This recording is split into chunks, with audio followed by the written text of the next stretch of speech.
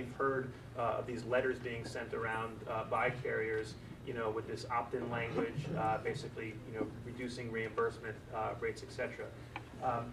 It's somewhat of a strange phenomenon, and I'm not 100% sure what the strategy of the carriers is, given two things which we just talked about. One is you need to meet these certain network adequacy provisions, and so if you are, driving physicians away, at some point you'd be unable to meet those particular thresholds. That's point number one. Point number two is we have these minimum loss ratio caps, meaning that if you are reducing the cost of administering that care, you're going to ostensibly push your rates below that 80% and simply be issuing rebates back out to your policyholders. So with those two factors in play, I'm not sure what the strategy is behind these. It may have been the first shot across the bow, so to speak, in some sort of negotiations, but I can only speculate. I have not been privy to any of those conversations. I have one of the notices right here in the can, and what it's informing us is that we must send a notice no later than February 28th, 2013, if we want to opt out or not to be part of this. But there's no information as to what will become part of. So that's why I brought this up. So we have certainly put calls in to the carriers as well. Again, I would encourage you to do the exact same thing. When we contacted them regarding the opt-out, the fee schedule from what I was told, the general will be released July 1st, and at that time there's an opportunity to opt back in at that point. So in terms of us, we said, well, we're not going to agree to it, now we opt out. That's important. I want to repeat that, Robin. Did you want to stand up and repeat that a little louder?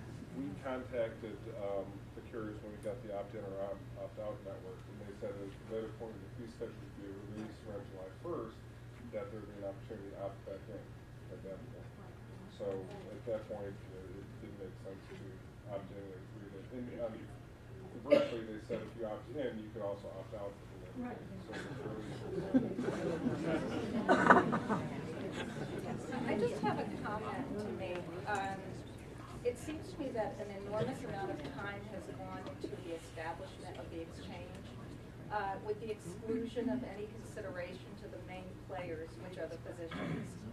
It seems to me that what we're establishing here is that everyone will have an insurance card now. We're creating an opportunity for every person to be eligible for an insurance card. Okay, I don't see a plan necessarily, or I see a mediocre health system that's emerging now. I think we're basically saying we no longer need qualified physicians. We're not going to be able to, we've got everything ready to go January 1. We just don't have the physicians who are going to provide the care. So maybe we're going to need to pull somebody off the street who, maybe has 6 weeks of training to work in a clinic, so that we can say that every American has health care. I personally find it to be an assault on physicians. I'm not a physician, okay? I'm glad I'm not a physician. I feel so much stress for physicians. I think that we've demoralized the physician community, and I wish that the physicians had the courage to stand up as a group and not play in your playground, because I think it's just so demoralizing. We set up an exchange, you spent thousands and thousands of dollars to establish an exchange. Not one physician knows what playground they're playing in, what they're going to get paid. And I'm not